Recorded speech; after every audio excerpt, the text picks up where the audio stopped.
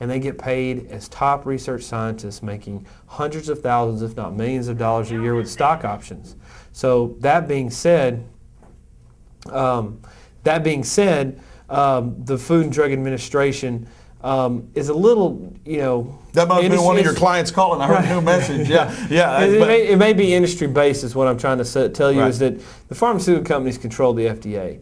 And for anybody to assert otherwise would be a laughing joke in the industry, both on as a mass tort lawyer, as myself saying that, but any given doctor that knows anything about the Food and the Drug Administration will tell you the same thing.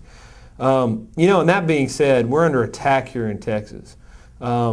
We recently got a ruling by a judge named Randy Wilson here in Harris County that effectively dismissed any claim that you have with regards to a drug that you take that your doctor prescribed to you and causes an adverse event. That is shocking. Folks, if this ruling stands and the law changes to where you cannot make a lawsuit based on one of these drugs that happens within the next 5 years, another drug will come onto the market by some other pharmaceutical company, and it will kill hundreds of thousands of people. It will happen in a short span of time. And that's another shocker that people out there just don't hear until the law is passed, until they find case law. Ladies and gentlemen out there, a lot of people out there, including doctors and people on Bay Area Citizens Against Lawsuit Abuse, and I have nothing against people about what they believe in. This is America, but you've got to be informed. I've had people that were former Bay Area Citizens Against Lawsuit Abuse people come to me in my office in Corpus Christi, and they've come and said, I never realized what I voted for until I lost my child. I never realized what I voted for until my mother or father was abused in a nursing home. And we've got to understand that out here, there are, now I was a nurse practitioner, ladies and gentlemen, out there, and I had prescriptive authority under a doctor's supervision. But what we've got to understand is we only get the information, as Mr. Webster's been saying, that we receive and then we prescribe with caution. But if we don't have all the facts out there, and neither did the FDA, then it's the blind leading the blind. And now they want to pass this law, Jason, that's going to say if the FDA stamps it okay, then you can't sue. That's correct. Well, and how would that play out? I mean, the people out there, this is such an important message. How would it play out in a court of law? Somebody comes to you, if that law passes, and somebody comes to you and says, I got killed, Mama got killed by this certain drug. Mr. Webster, can you help us? Okay, let's even take it a step further. Your daughter or your mother or one of the others is slightly overweight. Many of us are. Let's go back in time and you take fen-phen. You take it over a period of time and all of a sudden you developed a condition called primary pulmonary hypertension. This is today. That being said, what happens next is over time, she gets to where she can't even walk up a set of stairs. She has a Flow-Land catheter. There's nothing that a doctor can do for her. The doctor tells her that he believes, her own treating physician says, I believe that this fen-phen has caused primary pulmonary hypertension, and I believe it's the cause of your injuries. So this woman, or after she passes away, either one, because it's a death sentence once you get it, comes to my office and says, well, Mr. Webster, I would like to file a lawsuit against this pharmaceutical company because they never told me that taking a drug to lose a few pounds could cause me to develop this condition and die. Under the current law as it is right now in the state of Texas, Judge Randy Wilson's ruling, and the way that we believe the Supreme Court could rule within the next few weeks, I would have to tell her, I'm sorry, ma'am, because the drug was approved by the Food and Drug Administration and was placed on the market, you simply have no lawsuit. You cannot file it. You have no recourse. You have no action. It is a terrible situation.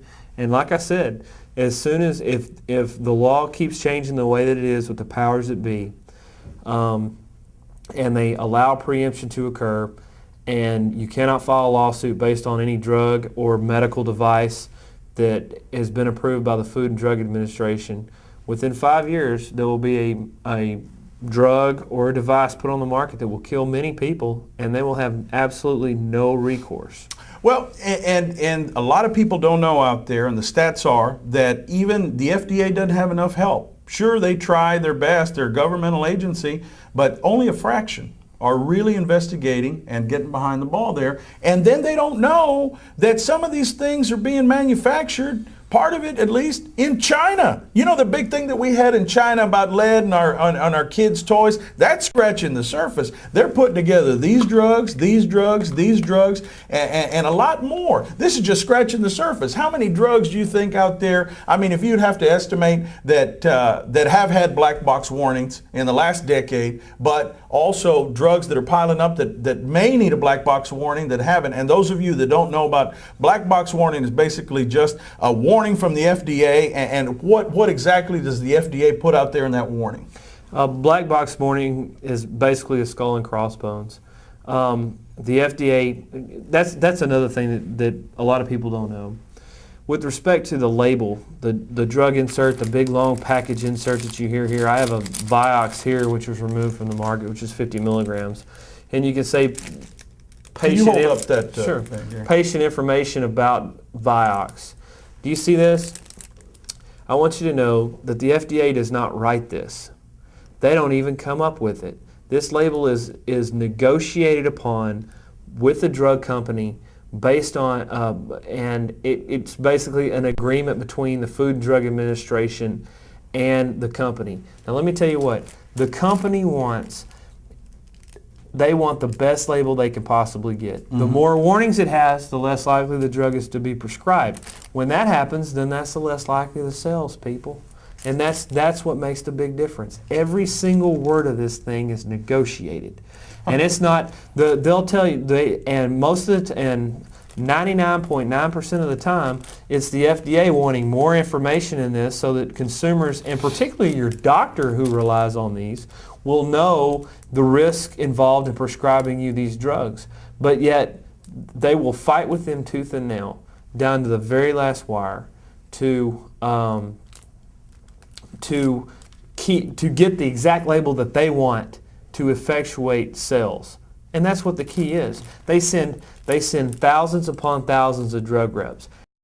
About those drug reps, you know, everybody's got a friend that works for the pharmaceutical sales company, makes good money, traveling around to doctors' offices, feeding them donuts. And some of them are pretty good people, but doing their job. But exactly, but that's what they get paid to do. That's right. They get paid to get that doctor to prescribe you this drug. Exactly.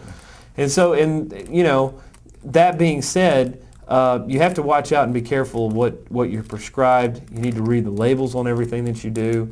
And ask your doctor questions. Ask him about the drug before he gives it to you. Well, and you brought up a real good point, because now the labeling and the negotiated labeling, a lot of people don't understand that that's kind of like a give and take, and they agree on a label and they kind of wrestle for it and say, what kind of warnings are we going to put on there? But it's not just, it doesn't stop there. It's that people don't even, they just watch what they see on TV. They see a commercial, this drug's going to do this or that, and that's where for lack of a better word, brainwashing comes on, because next thing you know, they're going to their doctor, and I've seen it firsthand. They go to their doctor and say, "Doctor, I'd like a little bit of Vioxx. Yeah, Motrin is okay, but I heard Vioxx is just the new thing, the new snake oil." And then we found out that it caused heart attacks, and it caused other strokes.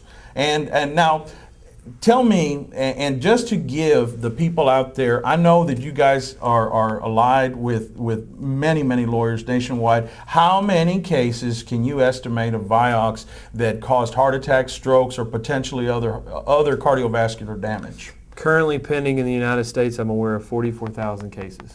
Just for and there may be many others out there undiagnosed. Sure, undiagnosed, or they never equated the fact that they had a heart attack at the time that they were taking the drug, or people that might even know about it but just don't call. They don't want to get involved in a lawsuit. You know, it happened. They put it behind them. Not everybody's into calling in and becoming. And becoming a plaintiff and actually suing a drug company, that they believe would cause their heart attack. Some people just don't do that.